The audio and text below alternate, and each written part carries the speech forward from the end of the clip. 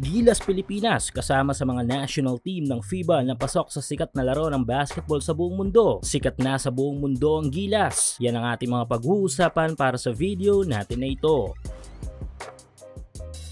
Isang panibagong taon na naman para sa ating pambansang kupunan sa larangan ng basketball. Ito nga yung Gilas Pilipinas. Hindi naman siguro lingid sa lahat na medyo naging struggle sa atin ang mga lumipas na taon. Naging malaking epekto ito upang maibaba ang ating overall performance sa ranking ng FIBA. Pero sa taon nga na ito ay tila unti-unti nang nakakabalik sa track ang ating national team. Kung saan ay nagkakaroon na tayo ng bright future sa larong patuloy na minamahal ng mga Pinoy. Good thing ang pagsampa ng PBA champ head coach na si Coach Tim Cone upang magkaroon ng magandang programa ang ating pambansang kupunan. Dahil kay Coach Tim at sa coaching staff nito ay meron na tayong intact system na may dadala ng 4 na taon. At ang goal ay makakalaro sa World Cup at makakuha ng slot para sa 2028 Olympics. Best vision so far para sa ating national team. Kung saan ay hindi lang basta appearance ang habol natin sa mga malalaking event na mga ito, kundi ang dapat goal talaga ng isang team ang manalo at makasilat ng kampyonato. Isang mindset na kapag in-apply ng isang head coach ng kahit anong team sa sports ay paniguradong magbibigay ng magandang impact sa laro sa mga manlalaro. At ito nga at nakita na natin ang magandang epekto ng sistema na ito. Panimula pa lang ng taon ay may tangan na tayong very good feedback para sa new Gilas system dahil nakuha lang naman natin ang kampyonato sa Asian Games matapos ang ilang dekada at tinalo pa natin ang Asian powerhouse team na China sa kanilang mismong baluarte. Yes, noon pa man ay malaking tinik na literal ang China sa atin sa kahit anong basketball tournament sa Asia. Maliban sa malalaking mga malalaro nila ay bawat isa ay may tangan pang skills. Kung kaya't hindi lang ang Pilipinas even kahit anong kupunan sa Asia ay talagang hirap na mapaguho ang tore ng mga Chinese. Pero nang dahil nga sa magandang sistema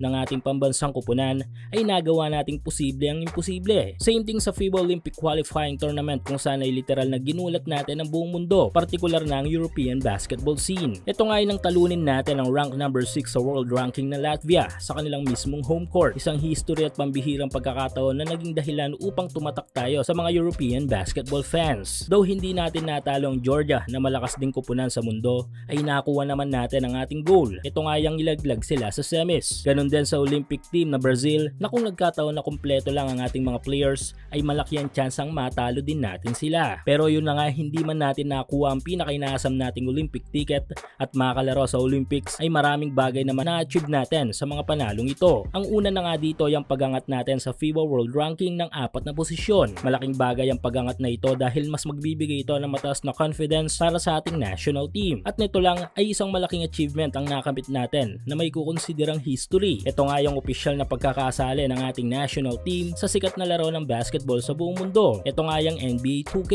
Hindi ka man gamers pero tiyak na alam mo ang larong ito. Yes, sa unang pagkakataon ay pasok ang Gilas Pilipinas sa mga piling kupunan na makikita sa NBA 2K25. Hindi nga madali ang makasama sa game na ito kung saan ay bibihira lamang sa mga national teams ang makasali dito. Ayon sa mismong senior marketing manager ng NBA 2K ay masaya daw ang mga ito na ma-include ang Gilas Pilipinas sa laro. Importante daw ito para sa kanila. At alam daw kasi ng mga ito kung gaano kalaki ang community na involve ang NBA at NBA 2K sa bansa. Malaking bagay ito upang makadagdag sa kasikatan ng ating bansa sa larangan ng basketball na magbibigay ng tsansa sa mga basketball personalities na magkaroon ng interes sa ating basketball scene at sa mga players. Sa ngayon ay available na ang NBA 2K25 sa mga NBA store habang sa mobile naman ay mailalabas ito sa buwan ng Oktubre.